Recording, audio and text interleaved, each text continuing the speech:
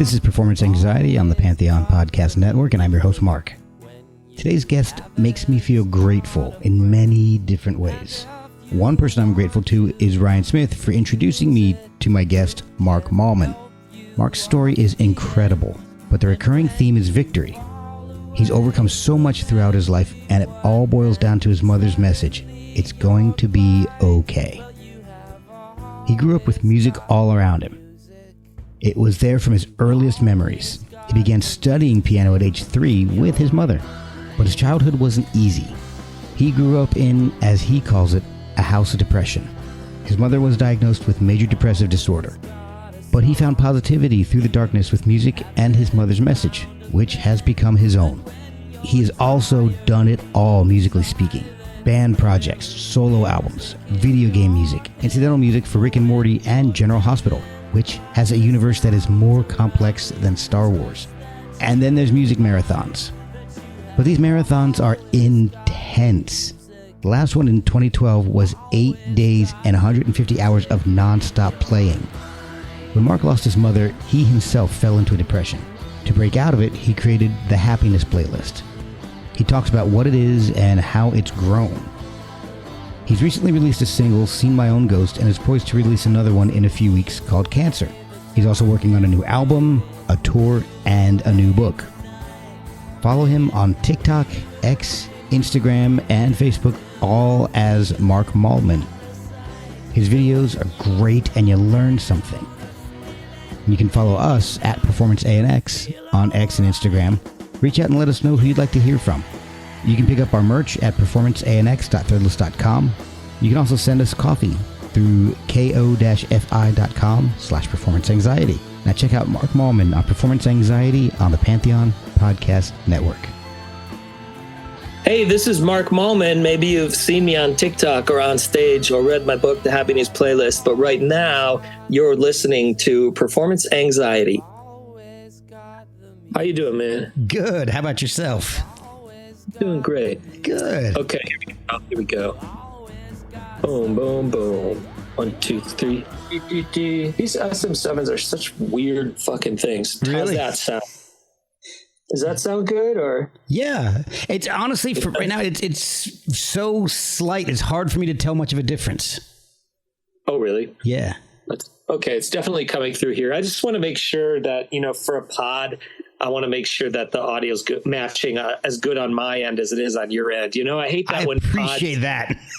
I get it. Like sometimes a guest is good, but they're on a cell phone or something, and it's like, oh man, you know what I mean? Yeah, I had Erie Vaughn on last week, and it was the same. He was just on a flip phone, so it was. Yeah, the sound was not great. It's fine, but because sometimes people are on the road, or I get it, but yeah. But this sounds pretty good then? Yeah. Okay, great. Awesome. Well, shit. Thanks for having me on. And you're okay? Yeah. Okay, cool. Yeah. We're good. We're good. I'm good on my end. If you're good on your end. I'm good on my end. Yeah. I'm thrilled to have you on. I mean, I want to thank our mutual friend, Ryan Smith, for setting this up, because it wouldn't have happened without him. And I'm so glad he did, because I've gone back and listened, and I will be 100% honest, I have not been able to listen to everything. But there's a lot. There is. Yeah. But I've gone back and listened to as much as I could, and at least tried to listen to little bits from each of the albums. But oh, cool. But I want to kind of start from before the albums. I like to learn a little bit about how music got a hold of you. I mean, because you studied at a conservatory for me, so I'm assuming music was, if not a big deal, at least encouraged in the house. So I'm curious as to how you got started playing, what instrument, how old were you? Yeah, I think I was 3 when we got the piano. My dad's a machinist, and my mom didn't have a job at that time. She was just a stay-at-home mom, and we were living outside of Milwaukee. And my dad, some church was getting rid of his huge piano, like a grand piano. Oh, wow. And it was a rebuild, and it wasn't great, but they brought it to our house and they threw it in the living room. And we just it was just there. So I kind of just grew up. My mom and I started learning piano at the same time. Like she started taking lessons and I started taking lessons, but she was in her late 20s and I was 3. So like, that was a kind of it was like a real formative time for us because we were both, it was cool to be learning, even though I was 3, 4, 5, I still remember like I was learning as she was learning. So we were learning the instrument together. And then with my mom as well, learning together, it created this kind of like permanent bond with the instrument, you know? Yeah. Yeah. Even though now for my job, I have to play everything, but. Right. Yeah. Because you do some amazing stuff. And then we may have an interesting connection that I want to ask you about when we get to the compositional part of your career. So, but I'm going to hold off on that for right now because I don't want to muddy things up too much. I try not to go back and forth too much. When did music really start taking a hold of you? I mean, I guess maybe, was it popular music that really started grabbing you, or was it classical things that maybe you were learning on the piano that really spoke to you first? It's weird because like when you start that young, and I, you know, sometimes with other professional musicians, you meet a lot of people that start that young. Right. I don't think I ever had the chance for it to dawn on me that music existed. It's weird. It's almost like when you start that young, it's just always kind of there. So I would be interested. I remember people saying like, when did you realize you were interested in music? And I'm always like, I just was always doing it. So I was like interested in, you know, the same stuff that kids are interested in, like astronaut or marine biologist. But meanwhile, it'd also be like playing 2 or 3 hours a day. So I think what really hit me was when I discovered punk music, it hit me. I mean, there was a point when I discovered classic rock music where I was like, oh, this is because what happened was I was like fed this is what you're supposed to do, which is like jazz and classical music. And it didn't bear any relevance to my life. And then when I was about 10 or 11, I learned about classic rock. And I was like, oh, this is what Dad listens to in the garage. So suddenly I was like, okay, I have all this music knowledge and now it makes sense. But then when I really started hearing punk, and it validated the feelings of being an outcast in high school. I didn't like anything that like the patriarchy was putting on me, these masculine ideas of sports and these ideas that a man should, like I was a boy, but I didn't like any of these macho constructs, and I didn't fit in. I wasn't popular, you know. I was hanging with this is a bad term now, but they call it the dirt bags. That's where we were hanging, sitting in the lunchroom. So when I heard punk, I was like, oh, wow. You mean I can be mad about this? I can be mad at society. And it really also, I felt really free from the constructs of what is a note, from the construct of what is on key, and from the construct of what is in tempo. Suddenly I felt free because it was okay to be sloppy and messy. Was there a particular band that did it for you, that really flipped that switch? It was. And watching Darby Crash perform in Decline of the Western Civilization Part 1 really spoke to me because he wasn't doing this Elvis thing. He wasn't doing this Bono thing. I mean, he was a very, very depressed person who didn't have a good life. He died early. He was an addict. It was just, it was hard, especially if you read about him growing up. And I didn't know anything about that. I just saw this guy falling down, crawling on glass, and I thought, that is how I feel inside. Wow. And then when I heard, this isn't punk, but when I was laying down, I heard the Velvet Underground, John Cale, just wildly scratching on his viola during Venus in Furs, during that song. I was like, wow. And then the third thing is probably is post-punk. You know, I had heard Sex Pistols and I thought that's okay. But when I heard John Lydon playing his anti-rock music, when I heard this music that was, again, it was like sophisticated in the theory level, but anti-sophisticated, whereas Sex Pistols is kind of perfect and it's kind of butt rock and it's kind of, you know, everything's kind of mapped out and it's like a little bit more constrained. But then once I heard Metal Box, I was like, oh, wow, these notes don't belong together. I've always been excited, and I don't know if you can tell in my music, but it's not really there. But what inspires me is how things don't fit together. We'll be right back after a word from our sponsors. Before you skip over this ad, give me 1 minute. Like most podcasts, I pick sponsors carefully, and I use the products that advertise here. Pure Spectrum CBD is a product that has been really beneficial for me. They have a wide variety of great products that can be used on a daily or as-needed basis. I've been using the tincture every day, and it's been wonderful for easing anxiety. And I absolutely love the isolate.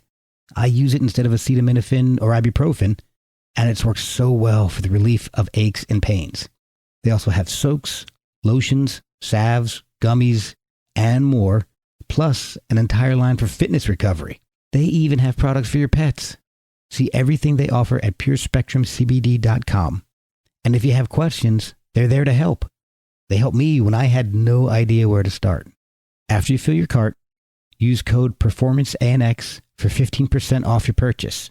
Pure Spectrum CBD, Pure Spectrum CBD, Pure Spectrum CBD. Well, there are things that I've noticed about that in your music, and we'll hit on that in a little bit, because your music sometimes, we'll talk a little bit about it now. Why not?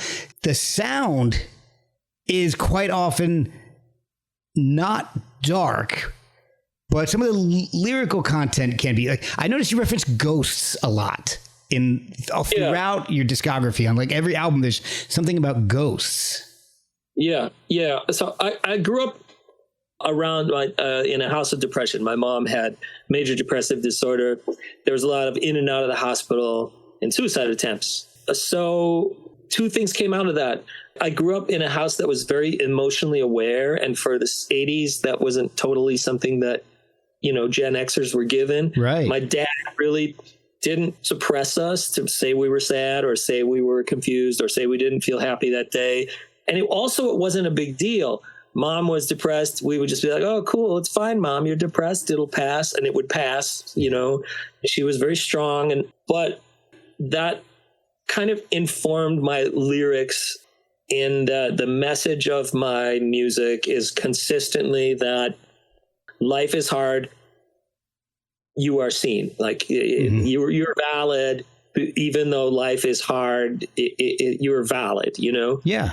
And I think that's something like with Ian Curtis's nihilist lyrics in Joy Division, where you're like, well, you shouldn't be listening to that. It's too dark. But it's like, well, I feel that way. And when I know someone else feels that way, it makes me want to live because I'm not alone, Okay. So that my lyrics kind of, I feel like, that's where that stuff comes in. Okay.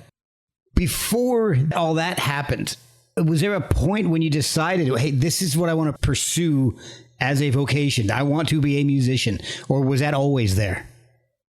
In high school, we had a punk band, and all of us, 3 of us ended up being professional musicians today. Oh, wow. One of them in a touring band, one of them is a hand drummer in Germany, and the other one ended up being an astronomer. But we were, and then I grew up with the Promise Ring and some early emo bands. And so it was all just like music as a way of, again, being validated. Like we don't fit in the system. We don't fit in. We don't do the sports. We're the art school kids, and we feel really invalidated by society, but we have music. But it was, especially growing up in Milwaukee around that time, and in a blue collar household, like my dad's a machinist. So like this idea of like, I remember I called the local music store and I said, hey, I wrote these songs and I recorded them, but now what do I do? And the guy was like, well, he's like, well, I mean, he's like, I'm like, well, I don't understand how a song goes from recording. And then we were recorded for a little bit. And then, I learned about the music business real fast, but I went to art school because I was like, I did, my grades weren't good enough to get into a university, and I had a scholarship to an art school, and I was still recording and writing and recording, but it never really got into my brain that music was a career, because in Milwaukee, you know, a union job is a good career, especially in the 80s. Yeah.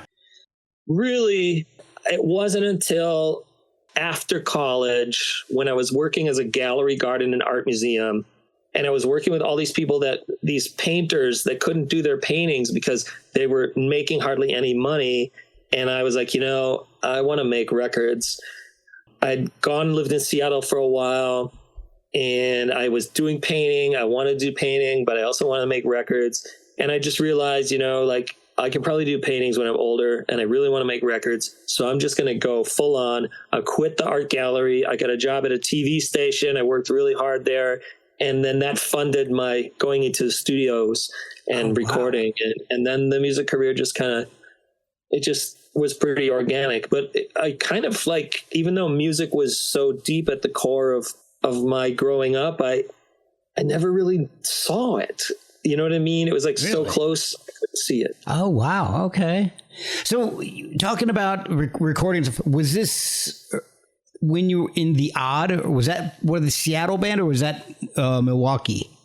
That was a very short-lived band in Minneapolis. Okay, it sounds very Spinal Tap-ish. It was very much that. It was a parody of sort of like the Rolling Stones.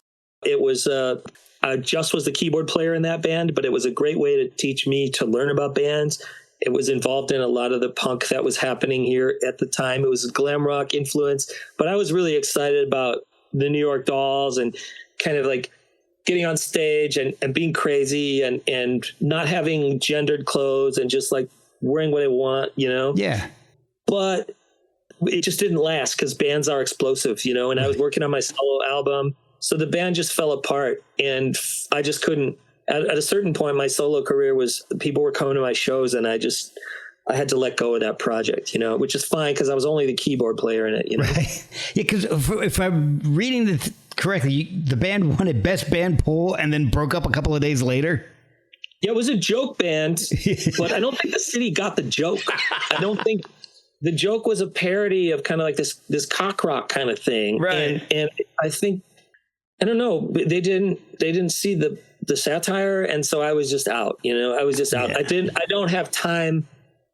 Like, I'm just a funny guy naturally on stage, but I don't have time to just be in a joke band. It's like good for some people. For me, it's a waste of time. And here I was writing my first record, which is like about depression. Yeah. And I just needed to get my message out there. And in a certain way, my mom's message out there, which is like, it's going to be okay, even though it's hard, you know? Yeah.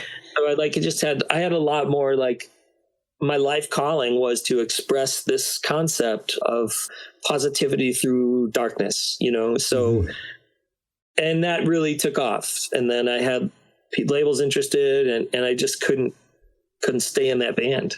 So you were already working on your solo stuff. Yeah. Oh yeah. I've been working on my solo stuff my whole life, you know, and that's why I say, like, I'm a solo artist, because my bands always broke up. Okay. You know, that band was a very short-lived thing. That was just a joke project, like, you know. So the first solo album, I guess, The Tourist, came out in 98. Yeah, I put a CD out in 98, and then after then, 2000, 2001, 2002, 2004, 2006, 2009, and then so on and so forth. Yeah, wow.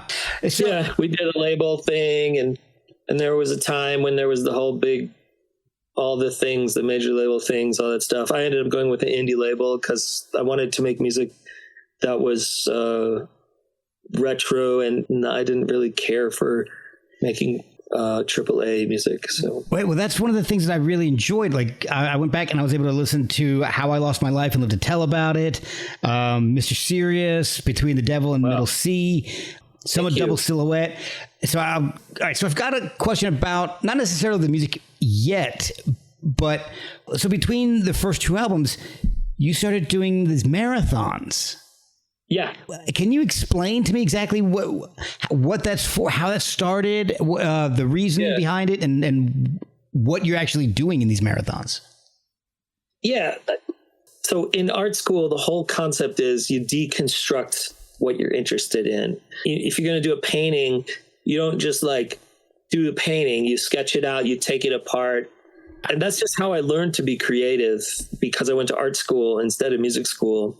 So a couple of years out, I had my CD was out, and I was at this club and I saw this band playing, and they were just playing like background music, and it just stuck in my head. And like, I just kept thinking like about this idea of like not giving a show. Like a band is not a TV that people watch, but music is just in the background. But then I just kept thinking about it. I kept thinking about like, what is this thing?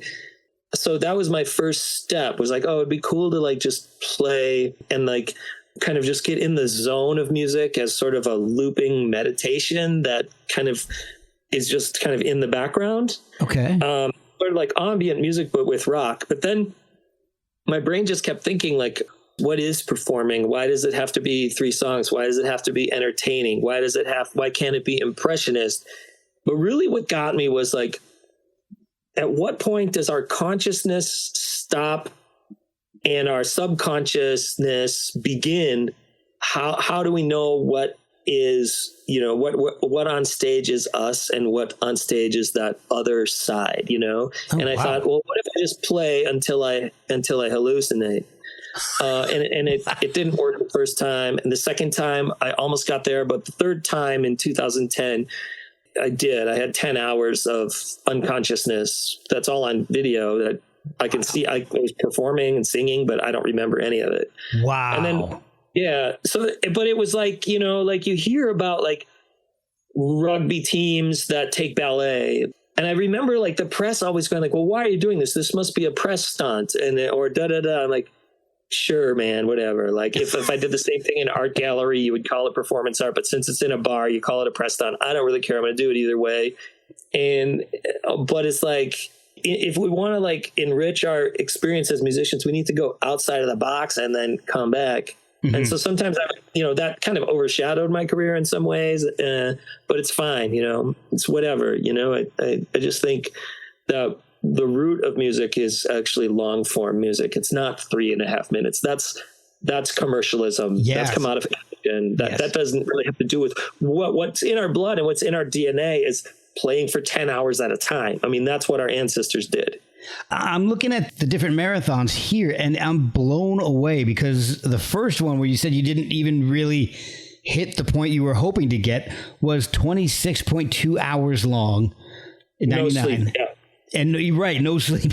So in 2000, and lyrics that rhymed. Oh my God! And was this all improvisational? Was any of it planned out? No, it was planned out. And okay.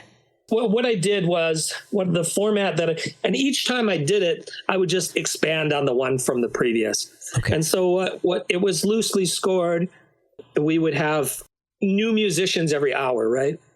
So every hour you get a new bassist, a new drummer, and a new guitarist. Some people might stay 2 hours, and everyone had a music stand. And on that music stand would be the score, I guess would say. Okay. It would be, it was a folder. And on that folder, it would say Saturday night at 10 p.m.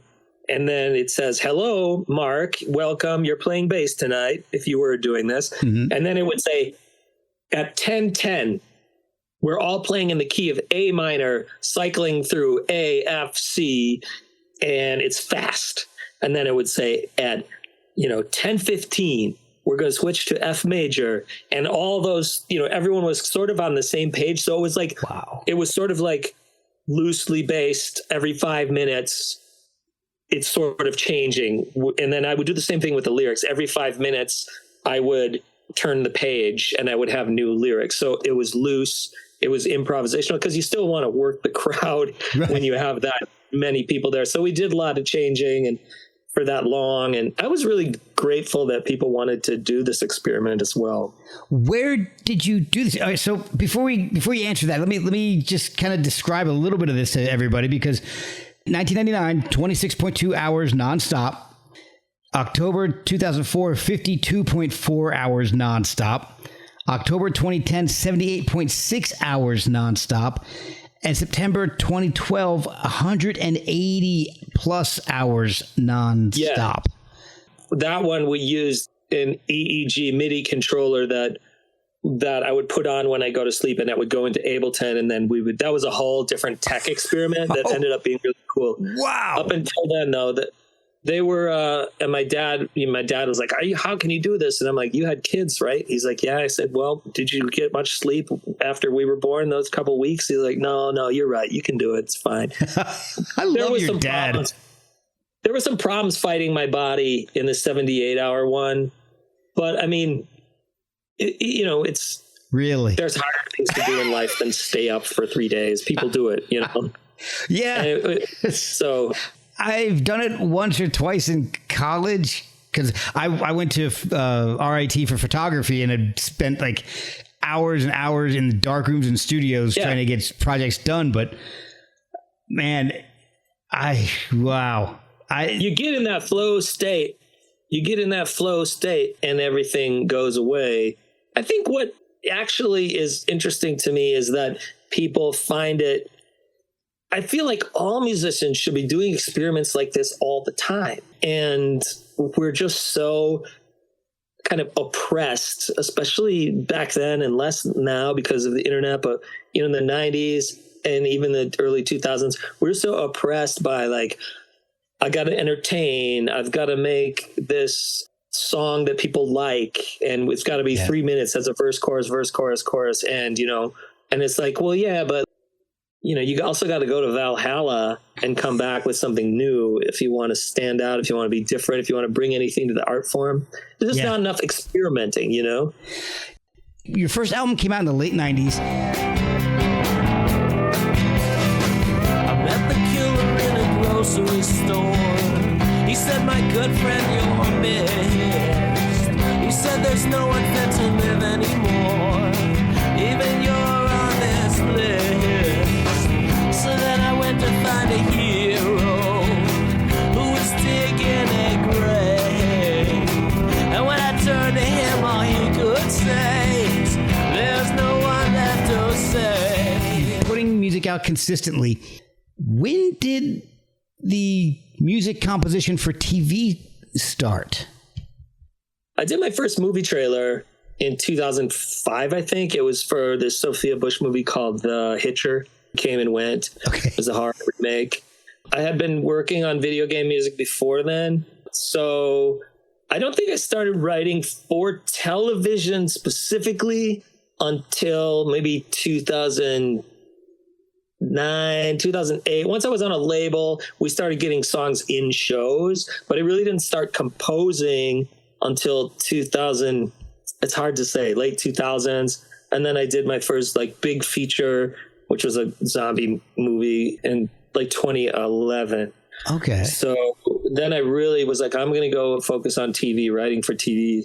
But up until then, it was like movie trailers and touring and trying to get the records sold and, more of like the grind, So you've written for shows like Rick and Morty and General Hospital, which was where we may have a connection because I went to high school with one of the executive producers. So, okay. I don't know if you ever had any interaction with Nika Garland, but we all went to the same high school. Actually went to the same high school as Chelsea Handler, but that's a whole different story. I mean, I'm really grateful to that show.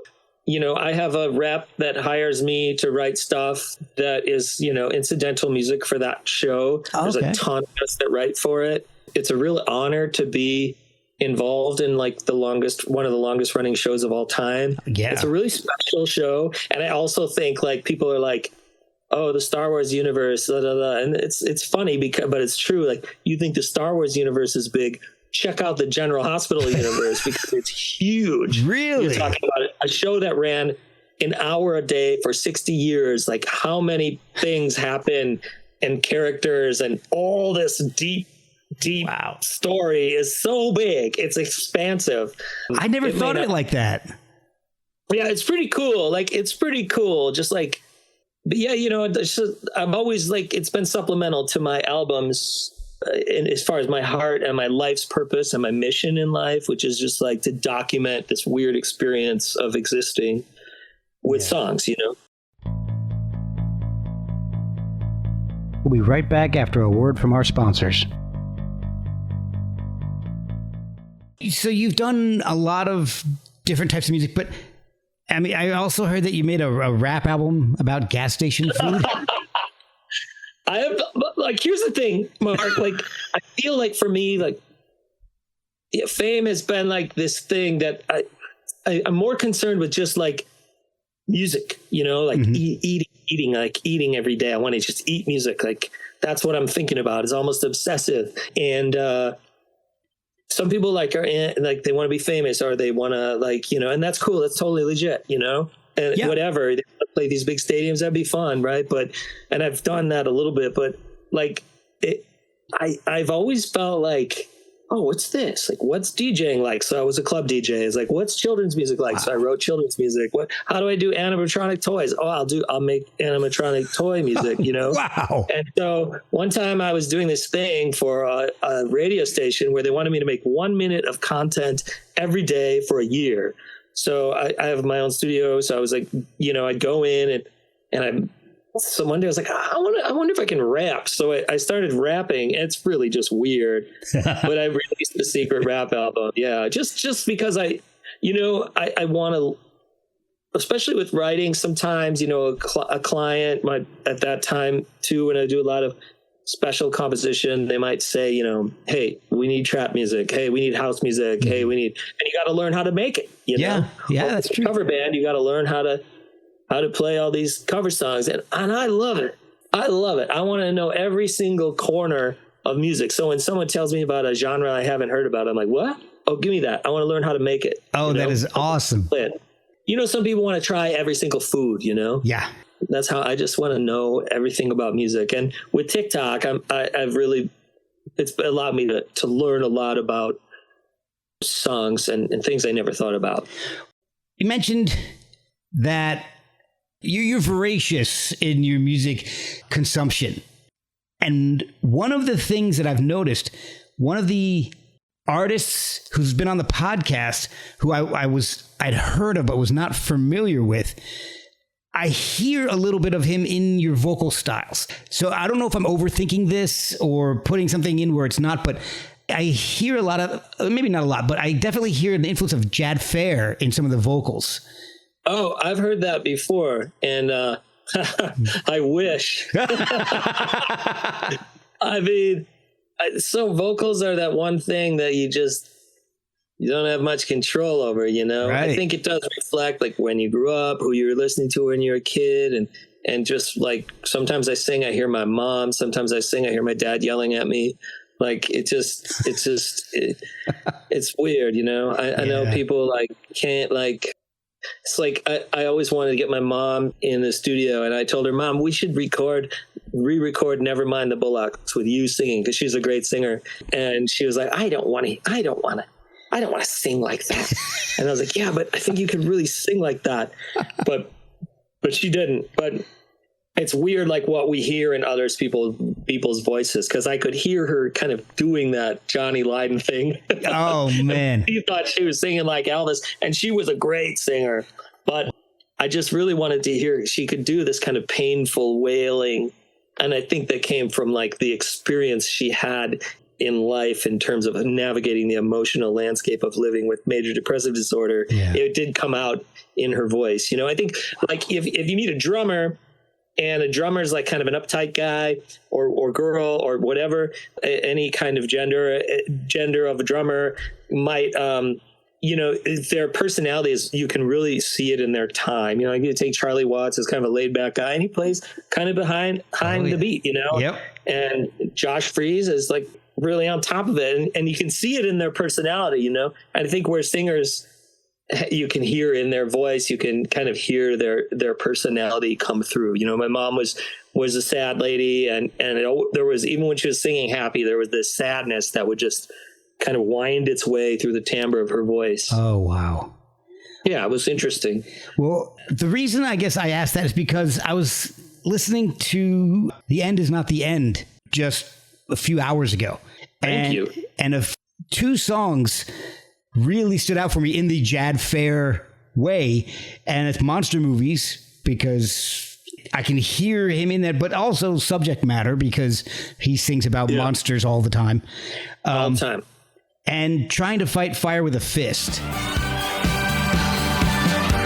my eyes in the middle of a nightmare. All my fears and emotions were right there, like little bullets ringing out through the night air. Life is only but a dream. What do I care? Trying to fight fire with a fist. Trying to fight fire with a fist.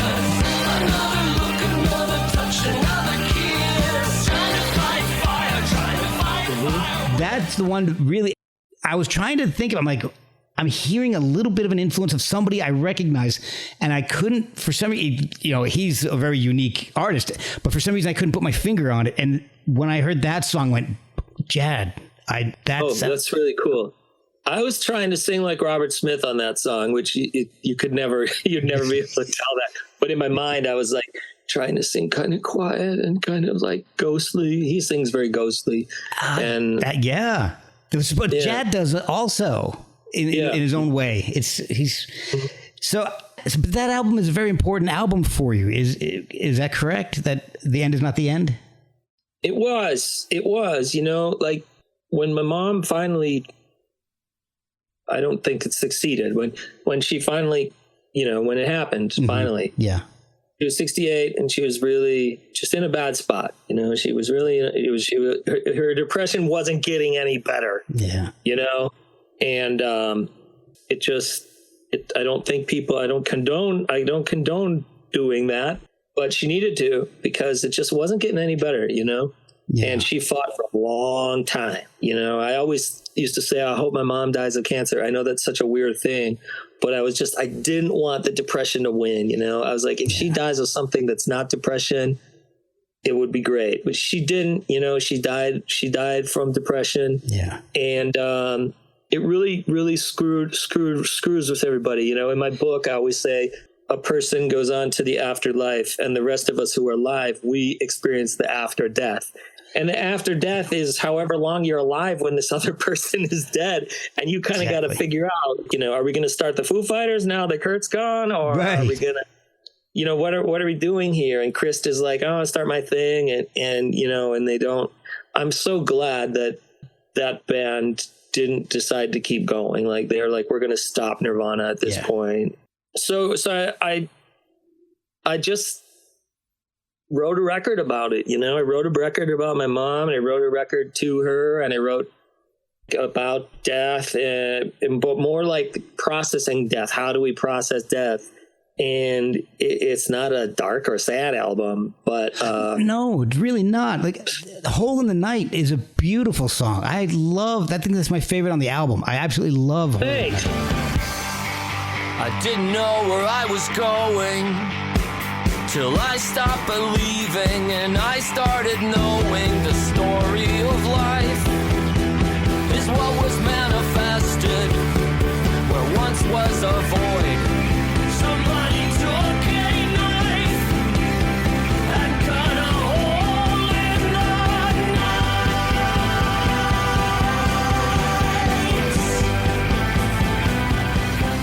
night. She, I just like, it was like, I don't know if you've lost a parent, but like, it was a couple, I started dreaming about her like a lot, I think that happens to everybody I know. You start dreaming about your parent and you're talking to them or whatever. And I was talking to her. We were driving to a grocery store in this dream. My brother and my dad and I were in one car, and Mom was in the other car. And we all stop at this grocery store. And I'm like, Mom, why can't, and I said to her in the dream, like, Mom, why can't I ride in the car with you? Or why can't you ride in the car with Brian and Dad and me? And she said, well, because I'm dead. I can't ride in that same car. I'm dead. Wow. And I was like, well, I don't want you to be dead. I want you to be with me. Yeah. Like, it's been 10 years. So like a couple of years ago, I would be able to cry. I would be crying when I told the story, but not anymore. It's good now. And she's like, look, in the dream, she says to me, look, you can always talk to me in dreams. You can always have a dream about me anytime you want, and we can have a conversation. So I'm not really out of your life. It's just, I'm only here when you have a dream. And I woke up and I was like, oh yeah. Yes, I do still get to see Mom, Oh, that's what that song is about, It's just pretty much straight up. The lyrics are just like, aside from like the story of life is what was manifested where once was a void. I think that's one of my favorite lyrics I've ever written. It's just the truth, you know? Yeah. It's just the truth. Sometimes you're lucky and the truth all comes out in one perfect song. I'm not going to say that song's perfect, but it's just one of those things where it's just a fun, cool, powerful thing that happened. Like I said, it's my favorite on the album. And then a couple of years after that, you started this happiness playlist. Yeah. How did that happen? Why did you make a playlist of was it 50 songs that were just happy that you just listened to on a regular basis? So I started getting panic disorder like a couple of years after my mom died because it just screwed with my brain so bad. I started getting panic attacks because what happened was like, I'm afraid. It made me very afraid of unaliving yourself, right? And so like, let's say your parent dies of cancer, which is horrible. And then all of a sudden, every time you see a cigarette, you get really paranoid of cancer, right? Because obviously your parent died of it. So all of a sudden, the minute I came home from after her funeral, like I flew home and I looked and there was like a knife on my kitchen counter. And I was like, holy shit, that is scary. And I just kept getting more and more scared that like, what if it's in me, which I don't have major depressive disorder. So it's fine. I just have, depression or whatever, but like, it's not going to happen to me, but I became paranoid. And then I started getting panic attacks and a lot of anxiety, postponed grief. I don't know what you want to call it, but I couldn't figure out why. So I started listening. I couldn't listen to music anymore. I couldn't put Joy Division on. I couldn't put on 9 Inch Nails, which was a huge blow to me, not be able to listen to 9 Inch Nails. Oh, wow. But I couldn't because I would get scared.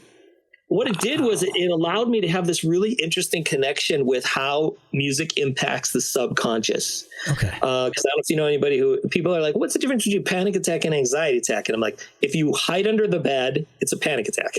If you're nervous and you have a reason, then it's an anxiety attack. That's the way I define it. If there's no reason and you're just like ludicrously afraid of anything, it's panic. And that's just the way I say it. But okay. So I was like, okay, I'm going to just like put all this, I made a playlist of tunes that wouldn't freak me out. And it was like tunes that I wouldn't ever really put on, but they worked, like Bob Marley and some pretty cheesy stuff. There's a U2 song that anyway. So, and then I would just put that on whenever I get panic attacks. I have this thing, dimes make dollars. So like, what are my dimes? Like you can't look for a $1 cure for a panic attack, like one singular cure. You have to have 10 small cures and then you put them all at once. You drink some water, you hang out with your friend, you go outside and get fresh air, you put some good music on. And that's much more reliable than like searching for one answer. But in America, you're always supposed to have one answer. So anyways, my buddy is a lawyer. He's like, hey, this publisher really wants to, you want to write a book about, maybe about your mom. And I was like, no, fuck you. I'm never going to do that ever, But then like a year later, I was like, maybe people could like benefit from this idea that, you got to go to therapy. You got to do these big things to process, but also little things help, and like, just here's a light, funny. So I said to the publisher, I was like, hey, what about a funny, light, easy book that just says this one thing, like music can help you when you have anxiety. Music can help you when you have grief. And it's not a comprehensive book. It's not a heavy book. And he was like, let's do it. You think you can write a funny book about death? I said, I think I can do it. And it won't be tacky. So I just was like, okay, well, what I'm going to do is for the next 6 months, I'm only going to listen to this happy music, this list of, so for the most part, with the exception of if I was hired to do a job and I had to like, they're like, oh, we need it to sound like this and this and this. Obviously for work, I would do music, or if we were playing covers or whatever, I'd do that. But for the most part, I just listened to this playlist and I just journaled. And then I made a book out of it. And, and so it's like, I think what's interesting is I toured with a goth band, Vision Video. I toured with them in fall playing bass. And, I love goth music. I love really dark, evil music. But I remember I was talking to a person. They had mentioned they knew about my book. And I said, people don't understand. They're like, why would a person who likes dark Gothic music, why would they be talking about happiness so bad? Like, why would you be happy? It's like, if a person starts to talk about positivity and how important it is, it probably means that they've seen some shit and might have been on the edge of a knife at one point. So some people need to be positive. They don't want to be. It's not a choice. So it's interesting because a lot of goth people or something have read my book and they're like, oh, I needed that, and you're like, really? They're like, yeah, put on Bob Marley. Are you kidding? I don't want to. I don't want to listen to Bob Marley, but it works, Wow. Oh. So I wrote a book and then I made an album kind of like thinking and meditating on like, what is a happy song? And that album is full of depressing songs, but is that the happiness album? Yeah. That was going to be my next question. If there was what was the connection? So actually, I love that album. Thank you. I think it is fantastic. Out of the ones that I was able to listen to front to back, that's my favorite. Oh, wow. I appreciate you listening to it front to back. It wasn't a label record. So, when I do my TikTok, I research a lot about hit songs, Okay. And I think what we forget is sometimes there are great records that don't come out on labels. And the whole reason that nobody's heard them or the whole reason that they're not hit songs is because you didn't have that money behind you. So I always tell I call it my working class musician friends, which is like the majority of musicians in America. Yeah. And I'm always like, and there's another reality where all your songs were number one hits. It's just not this one. Oh, I love that. Currently. So maybe there's a reality where some of those songs are heard, that song Happiness is important to me because I was able to sneak in happiness is trans, happiness is bi. So I was trying to further, just kind of like sneak in some positivity on that tune. But yeah, it's amazing because like you said, it doesn't sound musically, it sounds happy. It's great. Like fake gold, silver chains. The beauty is alive. If you feel alone tonight, get some sleep. It's gonna be alright. Close your eyes before you know it comes the light. The beauty is alive in everything we see, and every child that cries, on every storm at sea. The beauty is alive. The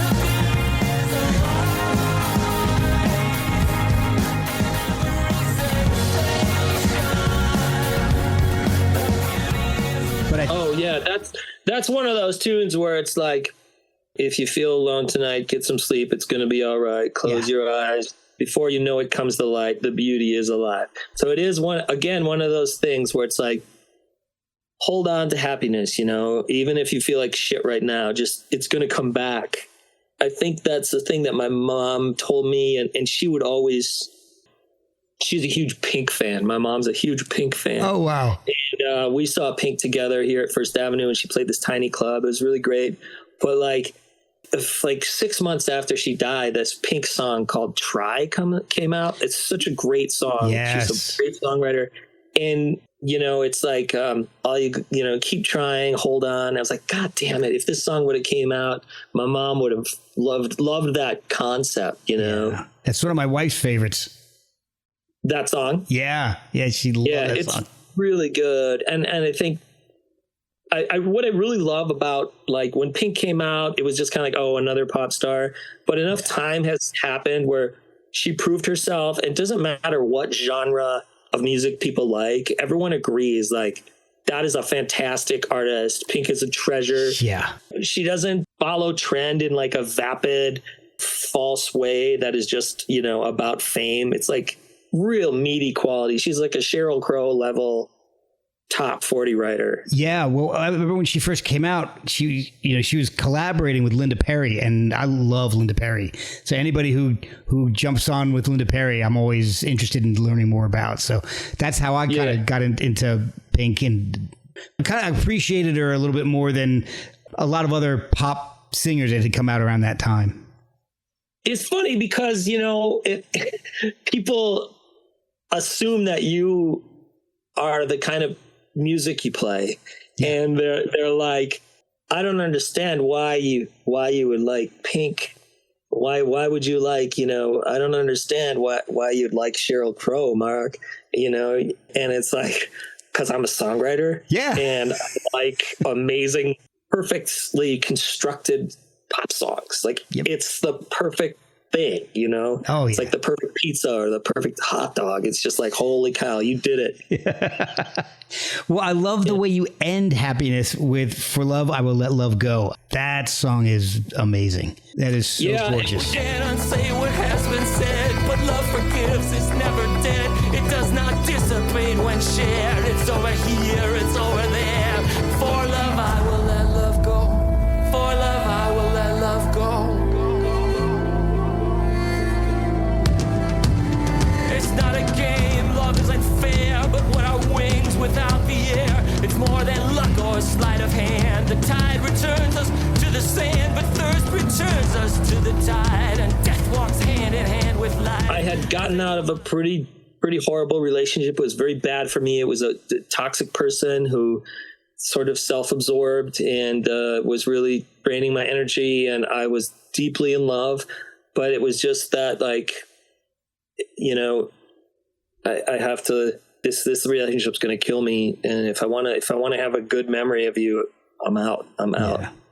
Yeah. So it just, like, all my songs, they come from something that happened in my real life. And it's like, that's my legacy to myself, Happiness is an amazing album. And I know you're working on new music because I've seen My Own Ghost. Yeah. Uh-huh. And that's awesome. I like the video for it.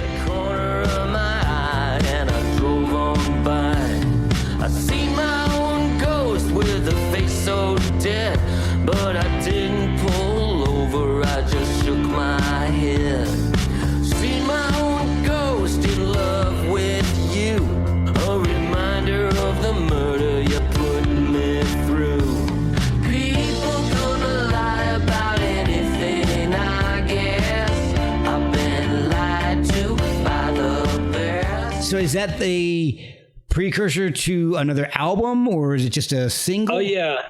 Yeah, I kind of always am working on stuff, and then when a year comes around, I'm like, okay, I have enough songs. I always have, like, I usually have like 2 or 3 times as many songs recorded as I put on a record. Okay. So the label and I are kind of, right now we have a what is it called? SoundCloud, where we're just kind of putting all the songs on, taking them off. I might rework it, okay. And so this record is, it's like, kind of like thinking about the occult and how the occult fits into our society. I've always been interested in the 70s when people sang about astrology a lot, especially these soul singers in the 70s singing about the signs. I always thought it was really interesting because it's mystical and it's occult, but it's, acceptable in society and almost like diminished in society, thrown away. Yeah. I'm not like, I don't really, I'm more fascinated by the concept of astrology than I follow that kind of thing. But, but I like the idea that there's witchcraft and astrology, and how is that related to how we see musicians? Like, where is music coming from, and how is that not witchcraft? Like, how is writing a song not witchcraft? Yeah. Where does it come from? How do you get that inspiration? Yeah. I spent the whole week. Someone asked me yesterday in an interview, like, what music are you listening to? And I'm like, I've been listening to AI music all week because, probably like you, I'm just, Udio is blowing my mind. Suno is dumb and Udio is crazy good. And it sometimes can write songs better than I can. I hear them, and I've just been listening to it. Wow. And I'm thinking, but these songs they're written by an amalgamation of people. It's scraped from all different songs. There's the soul in that. And I'm like, this is not a pun, but it's a collective soul. But it is like, I don't know. It's the spiritual, it's a grift. It's weird. It's capitalist. It was destined. AI music is so fascinating. But is it soulless? Does it have a soul? Because it's not composed. AI music is not made. It's not written. It's not prompted. It's just a bunch of music that was fed into it repurposed. There is a YouTube account. I haven't checked it recently, but a couple of years ago, this guy, and I can't remember who it was, but he was taking lyrics from all kinds of big name bands. Like he did one for AC/DC and Led Zeppelin and not Pink Floyd. What did he do? Nickelback and all kinds of bands. And he would take a bunch of their lyrics and feed it into a Markov chain. Yeah. And then it would create lyrics based on the patterns that it would find in those lyrics. And it wrote my favorite AC/DC song ever. I mean, it's the song. You should check it out. The song's called "Great Balls," and it is okay. It's this guy Kurt Connor, and every time he does this, he changes the name of the band. So this is like AIDC, and says, I made a bot write an AC/DC song. I put the lyrics of AC/DC into a bot and asked it to write a song. This is what it wrote. So it's coming up with the lyrics, and I don't know if he's cherry picking bits and pieces, but I believe he's actually writing the music itself. So it's more of a lyrical thing. But I think AC/DC is a great one for a person to do, because I love AC/DC is a very formulaic, and that is not to diminish what they do, but you could tell when Brian Johnson joined the band is like, okay, I know the song style didn't change, the singing style didn't change, nothing changed, because it's a concept. There's a formula, it's a concept, so it's a good band to do that with, because we all know the concept. So when we hear a variation on that concept, we can say, oh yeah, it hits. You could do it with the Strokes. And the thing about Udio is there's got to be something you can hear. I'm going to do a TikTok about how much it can sound like Robert Pollard, or how much it sounds like wow, someone's got to be sued. Right. That's a whole other thing. I mean, how does the legal aspect of some of this stuff? It's all right. So I'll tell you real quick. He did AC/DC's and Nirvana, Metallica, the Red Hot Chili Peppers. He called it the Red Bot Chili Peppers. Did Iron Maiden, Led Zeppelin, Nickelback. Let's see what else. I think that's it as far as the song. Well, that's the popular ones. He may have done more. This was what? This was like 3 years ago, 2 years ago? Two or more years ago. Let's see. Yeah. Because the Markov chain is something that I remember, probably in 2000, maybe 14 is when I first started reading about the Markov chain, because I was hired to write some of these Bach pieces. This company that I worked for them for about a year. They needed these Brandenburg concertos. Style music that sounded like, so it's chamber music, right? And I can compose, so they were like, can you write this chamber music? And I have like, oh my god, do you know how many 30-second notes that is, guys? Like, you're paying me by the piece, you're not paying me by the hour. Right. But anyways, I was like, there's got to be some randomizer, because at that time in the internet you call it a randomizer. I know that Eno was later on, he had come out with those apps and he was calling it generative music. But I found it's called like a Bach randomizer or something. And it's like, we use the Markov chain to generate Bach MIDI files, and then you just dump them in, Logic or whatever. It was horrible. They were horrible. I ended up not using them because it just couldn't nail it. Yeah. But now, holy shit, does it nail it? I mean, really? It nailed it. Wow. It's crazy, man. And so you think, it's going to write music eventually better than we can. It's going to do our jobs better. And that's okay, because we never owned ideas to begin with. We never owned ideas. We commodified music for a tiny little while in the history of music. In the history of for 10,000 years of music, there was a 50-year window where it was commodified, That's an interesting point. I didn't think of it like that. Wow. Yeah, I don't think it's healthy. I don't think it benefits the experience of what it is being a human. However, this is another thing I thought about today. I was at a friend's house. We were talking about AI music, and they're two animators, right? We're talking, and then they do animation for a job. So they're artist people, and they're like, well, if it can play piano really good, why should our kid even be taking piano lessons? And I laughed, and I was like, well, see, what it's going to do is, by eliminating the commodification of music, it eliminates any reason for a product of music or an end result. So the only thing that will be left is, well, if anybody can make a song, then is the process. So I think what it's going to do is, yeah, it's going to ruin a lot of shit, but it's also going to be like, why are you making songs? Because I want to play the piano. I want to record. I want to play with a band. We're not like playing piano. In a lot of ways, we're so end focused. Like, we got to get the band together. We got to record the song so we can have a song, so we can get it played on the radio, and so we can go play shows. It's so results focused that we're forgetting the reason that we're playing music, which is to sing and to share and to grow as human beings. And I think if capitalism doesn't ruin it, which it will, that maybe what's going to happen is it's going to eliminate the commodification of music by just leveling the playing field and saying songwriting doesn't matter in a commercial way anymore. It's going to fuck my job up. But I think something beautiful might come out of it. I don't really know, unless we're destroyed by AI in the next year and a half. Well, yeah, but it'll be interesting to watch no matter what. It is, and it was inevitable. From the dawn of the wheel, it's just been cause and effect. This isn't something like politics or the entertainment business where, yeah, it could go a certain way depending on the market or depending on the manipulation of a certain political parties. Like, AI was always going to come, just like the internet was always going to come, just like the industrial age was always going to come. It's just destined.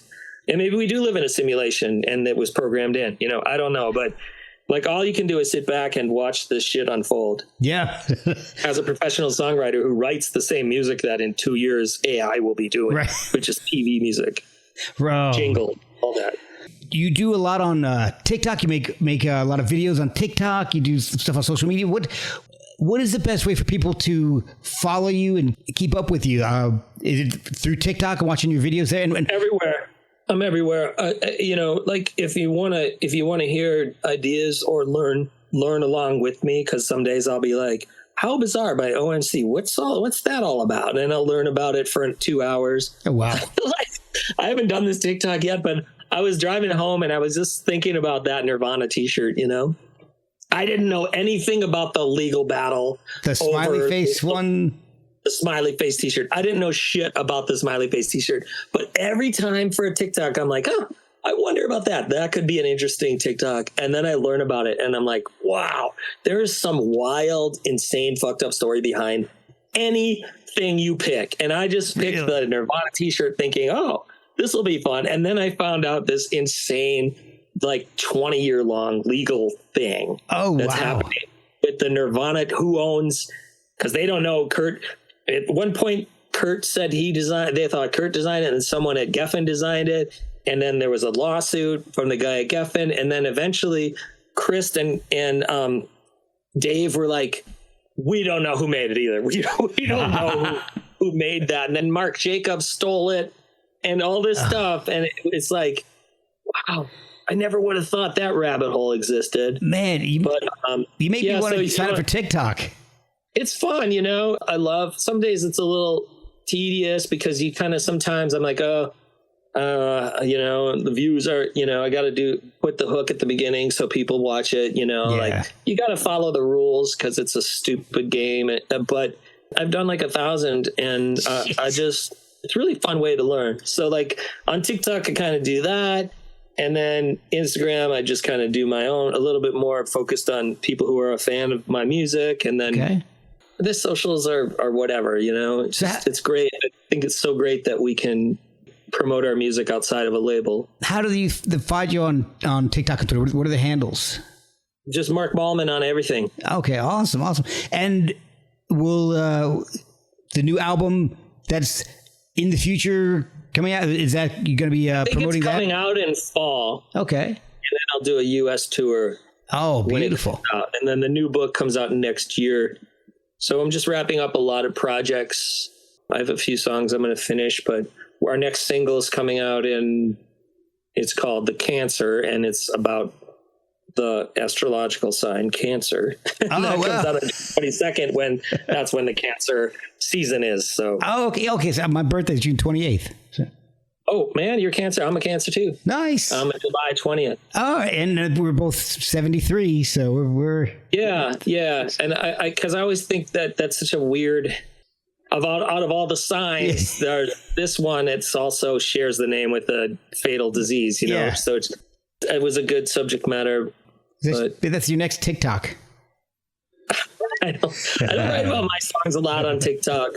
But I suppose I should. TikTok, the one thing about the algorithm is it does not like when you promote your own things. It doesn't like when it does not.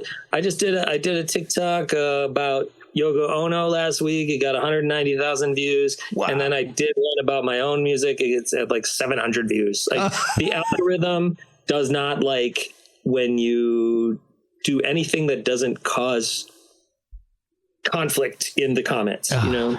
I think the thing is we're under, and I just was having this discussion yesterday.